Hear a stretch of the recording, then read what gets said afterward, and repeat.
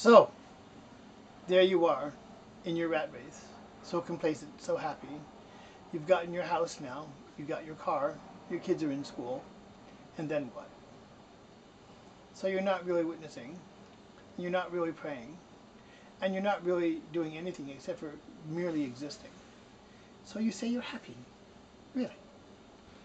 Well, Jesus and most Christian people, Muslim people, Buddhist people, Confucianist people, and unificationists as well, all would agree that God likes to spit out the ones who are lukewarm.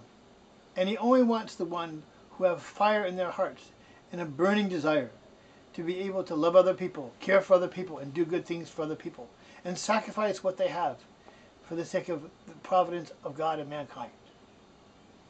If that doesn't really apply to you, okay. However, maybe we can improve. Maybe we can all get better at this. I know I can. Here I am. I really try my best to really do what I can. But I'm really behind the 8 ball. Evil is really attacking me. Here I try to work and I try to do something what I can for the church. However, I'm not doing enough. And what am I going to do? Am I going to be sacrificing every minute of the day and not paying my bills? Am I going to pay my bills and not do anything for the church? We have to become balanced people. We have to balance 3 parts of our lives. We have to balance business life, school life, and church life. And we have to live in that beautiful intersection where all 3 intersect. Able to make money, able to be educated, and able to be religious. This is the standard of heart that God is looking for. We need to accomplish the standard so that we do not be complacent. If we think for 1 minute that we can do without hundake, or we don't have to get up in the morning and do our aggressive indemnity conditions, or we don't for a minute have to do our tithe, or we don't have to for a minute educate our children about true love, true life, and true lineage, you are sadly mistaken. And because you're so sadly mistaken, then you are also at risk, because the very important moment where it's too late is coming.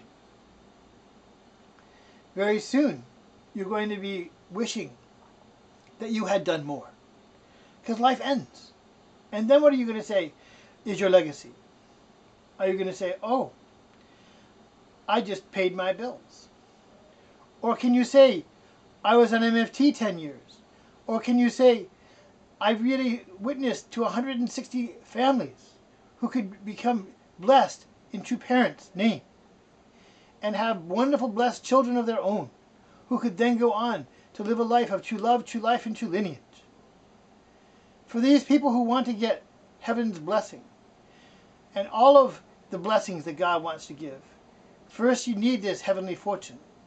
And this heavenly fortune comes by not being complacent, by not being satisfied with the status quo, but by constantly going beyond the sacrifice that your parents has done at his level, so that he can be the King of Kings, and you can then become the King of Kings, and you can overcome the the realm of heart, so that you can have the true love standard in your family life, from the grandparents to the parents to the great-grandchildren, all 3 generations too deep on both sides, both mother's side and father's side.